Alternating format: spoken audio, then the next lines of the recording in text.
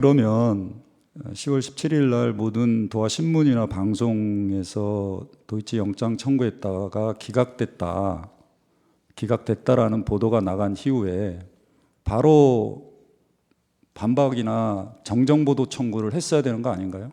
서울중앙지검 그 다음날 차원에서? 그 다음날 국감장에서 설명을 드렸고 그 다음에 해명 문자표를 했지 않습니까? 그 시차가 그렇게 중요한 거예요? 그거는 10월 17일 날 MBC에서 단독으로 영장 청구조차 안 냈다는 보도가 있었기 때문에 그 다음날 해명을 한 거죠. MBC 기사는 제가 공보 업무를 제가 차장 검사로서 2주에 한 번씩 언론 티타임 공보 업무를 하고 있습니다. 근데 MBC 기사는 항상 여러 가지 내용 중에서 제가 얘기한 것 중에서 하나만 꼭 집어가지고 그것만 딱 집중해서 보도를 합니다. 저는 사실과 이게 꼭 매칭이 되는지 저는 의문입니다. 자, 그러면은 마지막으로 이 부분에 대해서 하나만 물을게요. 예. 피청구인은 이 도이치 영장 청구했다가 기각됐다라는 보도 내용에 모든 기자들이 다 그렇게 알고 적은 내용이 사실이란 얘기네요. 그게 무슨 말씀이시죠? 질문 취지를 잘 이해를 못하겠는데요. 당일 이런 형식의 모든 언론 기사가 나갔는데 이 제가 보도 기사가 모든 기사를 다 보지 못했기 때문에 그거에 자, 대해서 명확히 답변드리기 어렵습니다. 알겠습니다. 그리고 덧붙여서 말씀드리면 저희가 그 당시에 이 내용을 우리가 압수수색을 한 것도 아니고 전 정부의 수사팀에서 압수수색을 했고 압수수색 영장을 청구를 했고 기각됐고 이 부분을 우리가 왜 숨길 이유가 뭐가 있습니까? 우리는 4년 6개월 동안 미뤄졌던 수사를 5개월 동안 신속하게 진행해서 했는데 압수수색 영장 청구한 걸 굳이 숨길 이유도 없고 그렇지 않습니까? 아무런 수사를 안 했기 때문이죠.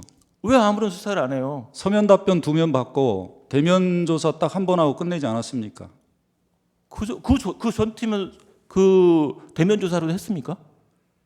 왜 전 수사팀에 대해서 얘기합니까? 불기소 처분을 한 거는 피청구인이잖아요. 그러니까 저는 부임을 한 이후로 필요한 수사를 다 절차를 거쳤고 그다음에 그 여사의 모친도 조사를 했고 여사도 서면 조사도 했고 그다음에 대면 조사도 했고 그다음에 관련 계좌들도 조사를 했습니다. 저는 충분히 필요한 조사를 했다고 생각합니다. 예. 전 수사팀이 왜 수사를 못했겠습니까? 그걸 저한테 물어보시면 안 되죠.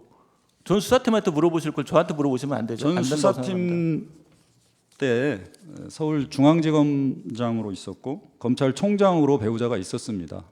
그렇기 때문에 수사가 제대로 이루어지지 않았고요. 그거 그래서 약간 어폐가 있죠. 왜냐하면 2020년 10월 달에 추미애 법무부 장관이 검찰총장에 대해서 수사지휘권 배제 명령을 내렸습니다. 그럼 2020년 10월 달부터 얼마나 많은 시간이 지났습니까? 저희가 처분할 때까지 하면 4년의 시간이 지났어요. 그때까지 수사가 뭐 그거까지 그 이후에 수사가 안 된 걸 저희한테 탓하면 안 되죠. 2번 항목과 관련해서 간단히 묻겠습니다. 그 도이치모터스 주가 조작 공범 사건에 대한 수사 기록을 잘 검토하셨죠? 불기소 처분 전에. 예, 수사팀에서 잘 검토한 것으로 알고 있습니다. 피청구인도 수사팀의 일원 아닙니까? 저는 수사팀에서 검토를 해서 그 결과를 저희한테 보고를 하면은 저는 그 부분에 대해서 결재나 뭐 예를 들어서 지휘를 하는 입장입니다. 결재를 할 때는 수사 기록도 보고 수사팀 의견도 다 듣고 하는 거 아닙니까? 수사팀의 의견이 맞는지를 확인하지 않습니까? 제가 말씀드리면요. 제 4차장 업무를 하는데 부서가 7개가 있습니다. 7개의 반부패부 수사부서가 3개고 공정거래조사부, 강력부, 범죄수익 환수부, 그다음에 특별공판부 7개 부서가 있는데 모든 사건을 다 제가 기록까지 검토하면서 수사주의를 하기에는 상당히 어려운 현실입니다. 그 점을 좀 이해해 주셨으면 좋겠습니다. 그럼 뭐 기록에 대해서 자세히 모르면서 결재를 했다는 겁니까? 자세히 모르면서 어떻게 결재를 하겠습니까? 수사팀 믿고 결재를 하는 거죠. 수사팀을 믿고 결재를 했다. 그 도이치모터스 주가 조작 사건은 2013년경에 그 경찰 내사가 있었다가 그해 10월에 내사 종결되었던 사건이죠. 내사가 있었다는 건 알지만 아까 제가 말씀드렸듯이 코바나 컨텐츠 범죄 사실에 그 내용이 들어가 있어서 내사 사실이 있다는 건 내사를 했다는 걸 알고 있지만 종결되었는지 여부까지는 제가 알지 못합니다.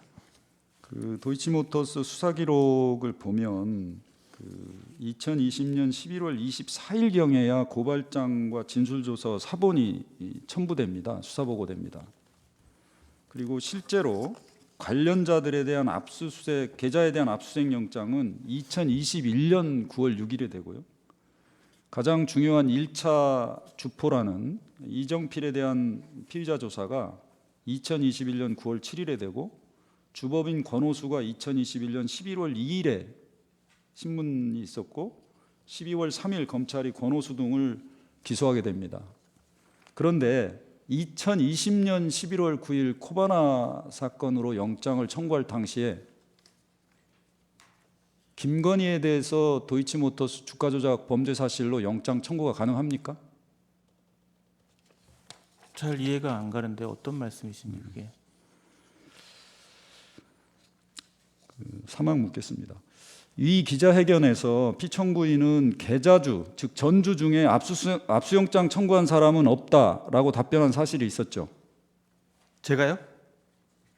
최재훈 예. 당시 부장검사가 계좌주에 대해서 영장을 청구한 사실은 없다고 답변한 것으로 알고 있습니다.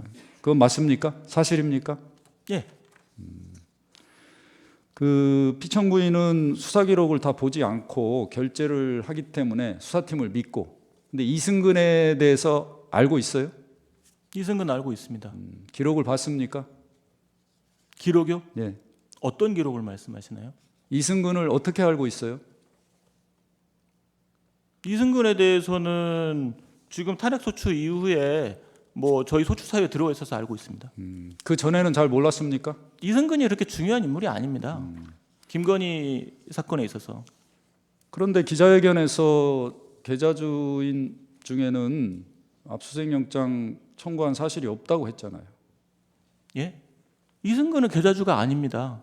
이승근은 제가 듣기로는, 제가 나중에 확인한 바로는 계좌주가 아니고 수사 초창기에 권오수하고 자금 거래가 활발해가지고 권오수와 시세준의 공범으로 판단해가지고 이승근에 대해서 압수수색을 진행을 했고, 나중에 확인해 보니까 전 수사팀에서 보니까 혐의가 인정되기 어려워서 불입건 처리를 했다고 했습니다.